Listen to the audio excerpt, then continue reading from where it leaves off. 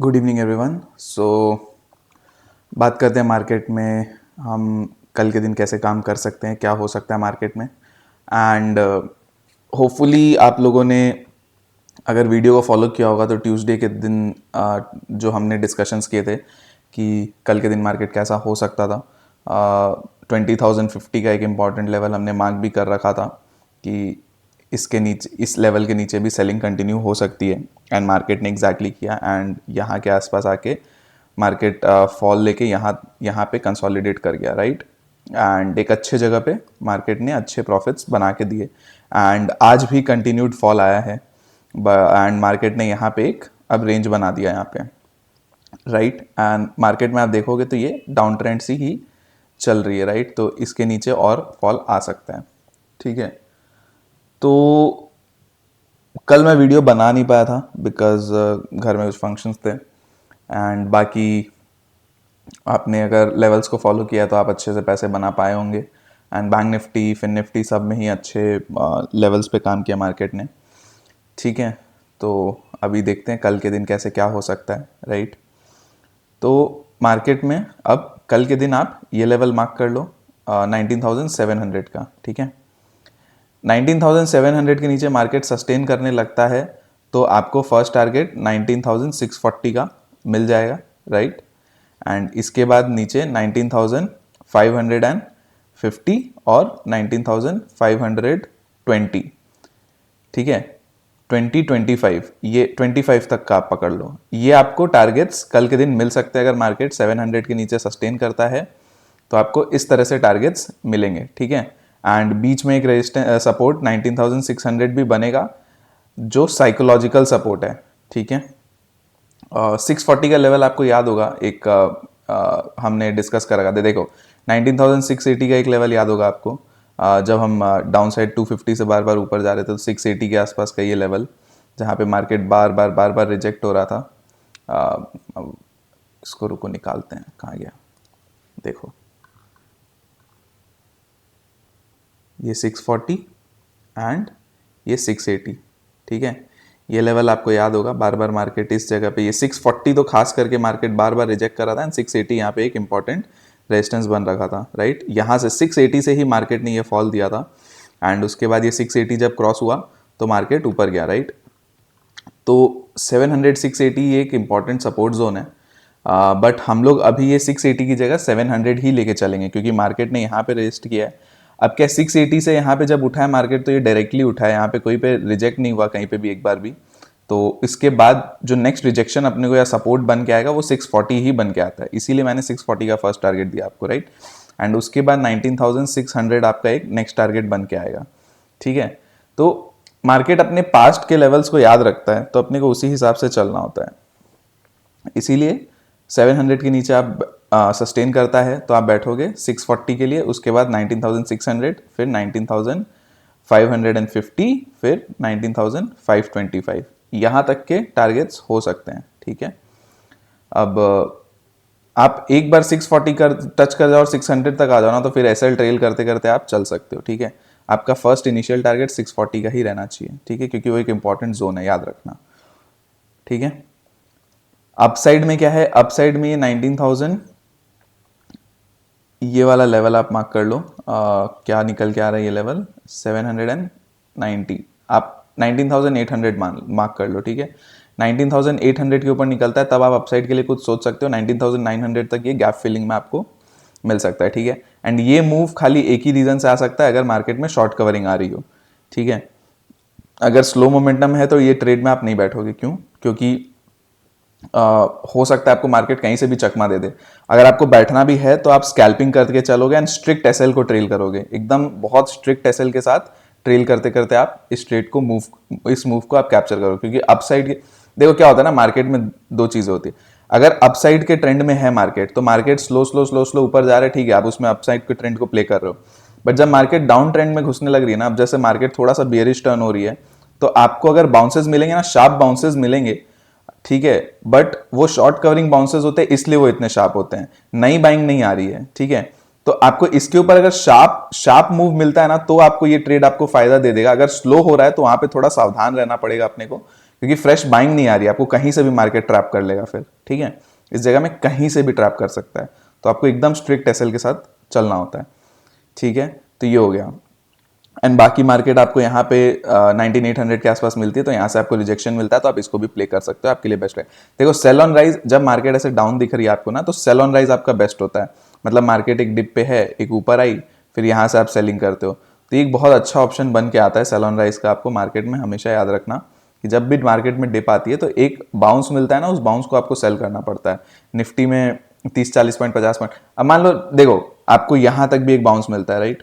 आपका ये 9940 का एक लेवल है, 50 का एक लेवल है, 750 का, सॉरी 19750। अब मार्केट सपोजिटली खुल जाता है 19,650 के आसपास, ठीक है। अभी आपका टारगेट यहीं पे है, राइट। तो आपको अगर ये 700 750 तक का एक बाउंस दे देता है, चलो 750 भी नहीं, 700 का एक बाउंस दे दिया, ठीक है। तो 700 के इंपॉर्टेंट लेवल है, हमने डिस्कस कर रखा है, ये रेजिस्टेंस है। तो इस जोन तक का आपको एक 700 720 के आसपास का एक बाउंस मिल गया, और यहाँ से अगर टूटना चालू होता है तो आप यहाँ पे ट्रेड पे एंटर कर सकते हो। सेल ऑन राइज ऐसे होता है, ठीक है। आपको लेवल पे सेल ऑन राइज करना होता है, कहीं भी हवा में सेल ऑन राइज आप नहीं कर सकते, याद रखना, ठीक है। ऐसे ही बैंक निफ्टी होता है। और बहुत बार होता है मार्केट आपको सेल ऑन राइज में से अचानक से एक कैंडल बनाएगी, वहां पे वहां से ही घूम जाएगी। अब चीज क्या होता है ना, अगर मार्केट अपसाइड का कैंडल बना के यहाँ पे एक ऐसे बार बार अटक रही है, ठीक है, और यहां से वापस फॉल स्टार्ट करती है, वो सेल ऑन राइज अगर आपको बीच में से भी मिल रहा है ना, तो वो वैलिड होता है। बट अगर वो लेवल को टच नहीं करके जैसे यहाँ पे बीच में से कहीं पे सेल ऑन राइज कर रही है, तो वो फिर भी वैलिड होता है, लेकिन वहां पे फिर मार्केट को एक कंसोलिडेशन देना पड़ेगा, ठीक है। अगर वो कंसोलिडेशन ये डायरेक्ट ऐसे और ऐसे आ रहा है ना, तो वो बहुत ही खराब ट्रेड होता है। वो आप मतलब वो ट्रैपिंग ट्रेड होते हैं जनरली, आपको कब ट्रैप कर लिया क्या कर लिया कुछ नहीं कह सकते, तो वो डिसिप्लिन के अगेंस्ट होता है, ठीक है। तो सेल ऑन राइज एक आपके लिए बहुत अच्छा ऑप्शन निकल के आता है। फिर आता है बैंक निफ्टी। देखो बैंक निफ्टी में ये 16,600 ये सॉरी 45,590 ये लेवल मार्क कर लो, आज का जो लो है इसके नीचे निकलता है तो 44,400 तक के टारगेट्स अपने को डाउन साइड में मिल सकते हैं। बेस्ट आपके लिए ऑप्शन रहेगा अगर मार्केट यहाँ पे 44,800 के आसपास तक का कोई एक आपको अपसाइड दे देता है मार्केट, तो यहाँ से आपको अगर फिर रिजेक्शन मिलता है तो आप ये सेल ऑन राइज के लिए आप इसको यूज कर सकते हो, ठीक है। अपसाइड में क्या है, ये 850 का लेवल है, इसके ऊपर निकलता है तो ये आप एक 45,000 तक का एक अपसाइड प्ले कर सकते हो, बट अगेन वो भी है शॉर्ट कवरिंग। स्लो अपसाइड आप बिल्कुल प्ले मत करना। स्लो अपसाइड अगर आ रही है तो आप सेल ऑन राइज की तरफ ही जाना, अगर स्लो ऐसे अपसाइड आ रही है तो आप देखना कहीं पे रेजिस्टेंस मिल रहा है, तो आपको एक छोटा सा स्टॉप लॉस रेजिस्टेंस पे लगा के आप अपना डाउन साइड का ट्रेड प्ले कर सकते हो। देखो ये सब सीखने की चीज़ें, इसको नोट कर लो कहाँ पे क्या काम आएगा, कैसे करते हैं सेल ऑन राइज, एंड हर एक चीज़ बहुत इंपॉर्टेंट है।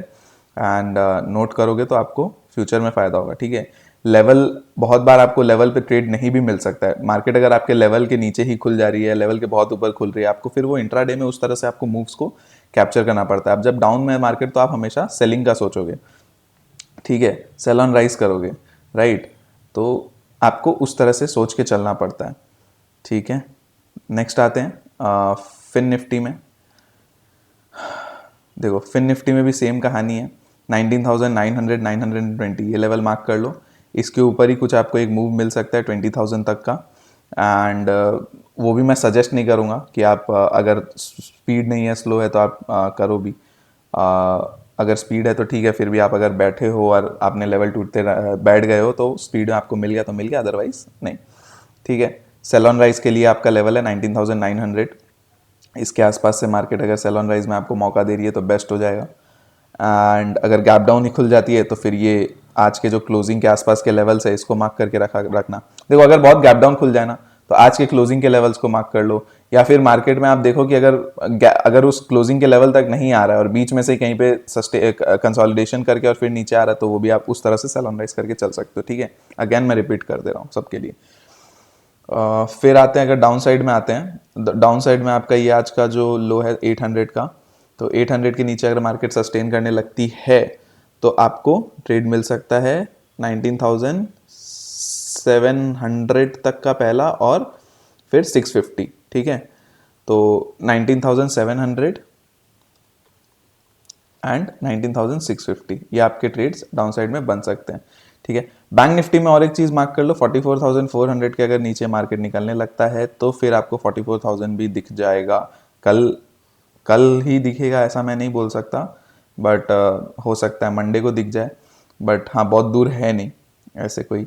तो 44,600 टूटा है तो 44,400, और उसके बाद बीच में आपको 44,200 तक के लिए इंट्राडे आप प्ले कर सकते हो, ठीक है। और अगर ये भी टूटता है तो फिर तो 44,000 है ही, ठीक है। तो ज़रूरी नहीं कि कल के कल ही आए, बट आपको लेवल्स आपको बता दे रहा हूँ जस्ट फॉर इन्फॉर्मेशन, ठीक है। तो हो गया सारा Nifty, Bank Nifty and Fin Nifty तीनों। तो अगर पसंद आया तो आप चैनल को लाइक करना कंसिडर कर सकते हो, सब्सक्राइब करना कंसिडर कर सकते हो, ठीक है, एंड शेयर करके चल सकते हो चैनल को एंड वीडियो को लाइक करना ज़रूरी कर दिया करो, ठीक है। इससे रीच बढ़ती है, मोटिवेशन मिलती है। तो इतना ही आज के लिए, एंड बाकी डिस्कशन हम लोग कल कर लेंगे। एंड देखो 2 दिन में मार्केट ने बहुत अच्छे प्रॉफिट्स दिए हैं, ठीक है। तो हो सकता है मार्केट कल के दिन थोड़ा एक साइडवेज हो जाए, या फिर थोड़ा सा एक बाउंस लेके साइडवेज हो जाए। कल थोड़ा सा हो सकता है मार्केट आपको ट्रेड ना दे, ठीक है, एंड दे भी सकती है, ऐसा नहीं है। कल अगेन कंटिन्यू कर सकती है इसी तरह से, या फिर एक बाउंस आके आपको एक डाउन साइड का मौका दे सकती है, ठीक है। Any scenario can be possible कल के दिन। 2 दिन आपको बहुत ट्रेंडिंग मार्केट मिला है, तो कल के दिन थोड़ा सा आपको सावधानी से ट्रेड करना है, ठीक है। तो चलिए बाकी हम लोग कल डिस्कस कर लेंगे कैसे रहता है, नेक्स्ट वीक का आउटलुक देख लेंगे, सब देख लेंगे। एंड अभी आप और एक चीज़ बता दो, इंडिया कनाडा और ये सब कुछ मत सोचो, आप बस चार्ट पे ध्यान दो। न्यूज़ देखो, चार्ट पहले ही सब कुछ एंटिसिपेट करता है न्यूज़ के आसपास। देखो ये पैटर्न अपना बना, थोड़ा सा नेगेटिव पैटर्न जब बना था, एंड उसके बाद इंडिया कनाडा न्यूज़ ये वो सब कुछ आप देखो ना, ट्रिगर कराया। तो चार्ट पहले ही सब एंटिसिपेट करता है, एंड न्यूज़ आने लगती है उसके बाद, ठीक है, हमेशा याद रखना। तो चलिए आज के लिए इतना ही, bye bye, thank you so much, and बाकी हम लोग कल डिस्कस कर लेंगे। प्लीज़ चैनल को सब्सक्राइब कर दीजिएगा, लाइक कर दीजिएगा, वीडियो को शेयर कर दीजिएगा, ठीक है। चलिए बाय बाय।